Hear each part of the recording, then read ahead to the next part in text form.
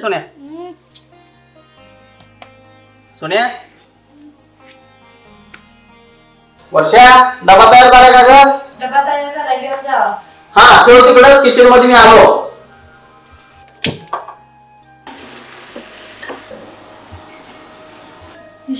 ही काय वेळ आहे का? नाही गे तुझ्यापासून दूरच जाऊ वाटत नाही. जा मला उशीर होतोय ना. नाही गे तुझ्या जवळ आल्यानंतर जाऊच वाटत नाही. बरं आहे का या सोन्याचा बर्थडे लवकर या. हा ठीक आहे येतो बाय चल लवकर या. हा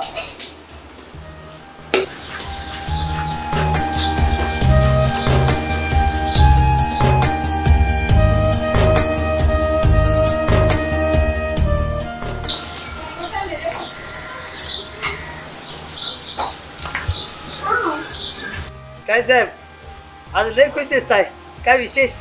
काय नाही रे रोजचं आपलं तेच पोट आपलं त्यावरतीच चालतं. पर्याय दुसरा काय नाही आपल्याकडे. घ्या चहा गरमागरम. पर्याय काय विचारता करणारा पाहिजे हो. अरे पण तसं नाही रे. ज्याला आरामात पैसा कमवायची सवय लागल्या तो कष्ट करू शकत नाही.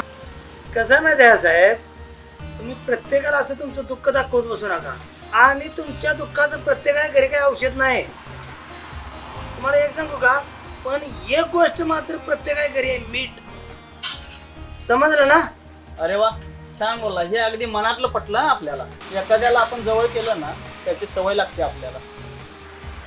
लय उशीर होईल पण जाता आता तुम्हाला एक गोष्ट सांगतो तेवढी लक्षात ठेवा. माणसं बिन अशाच लोकांना जवळ करते ती की त्याच्यापासून फायदा आपला कसा होते ते बघते ती.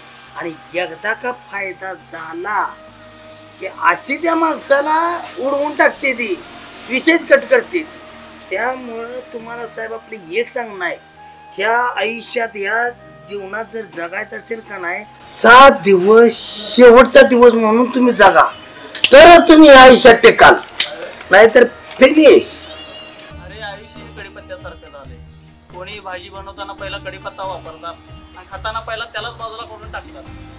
चल बाय.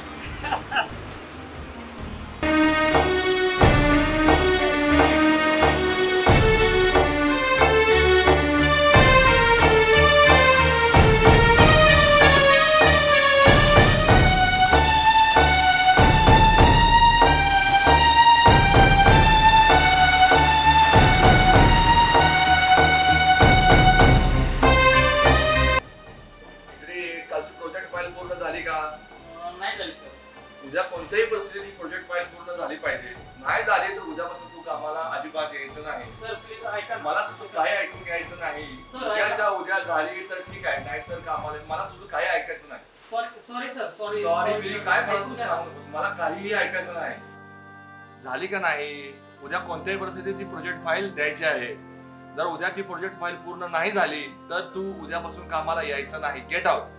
अजिबात यायचं नाही इथं. उद्यापासून अजिबात यायचं नाही. कामाची तुला गरज नाही ना. काम तू कम्प्लीट करत नाहीस ना. अजिबात तू इथे यायचं नाही.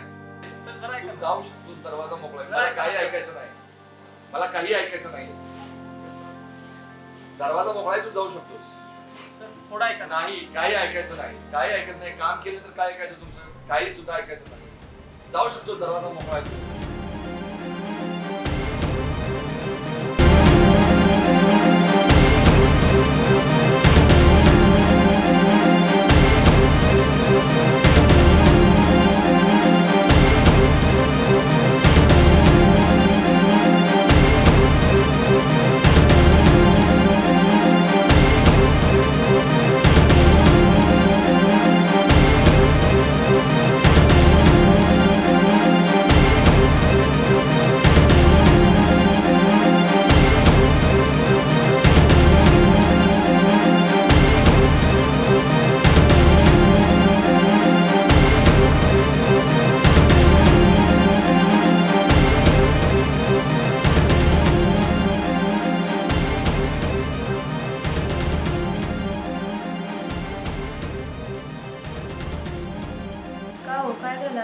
शांत बसला.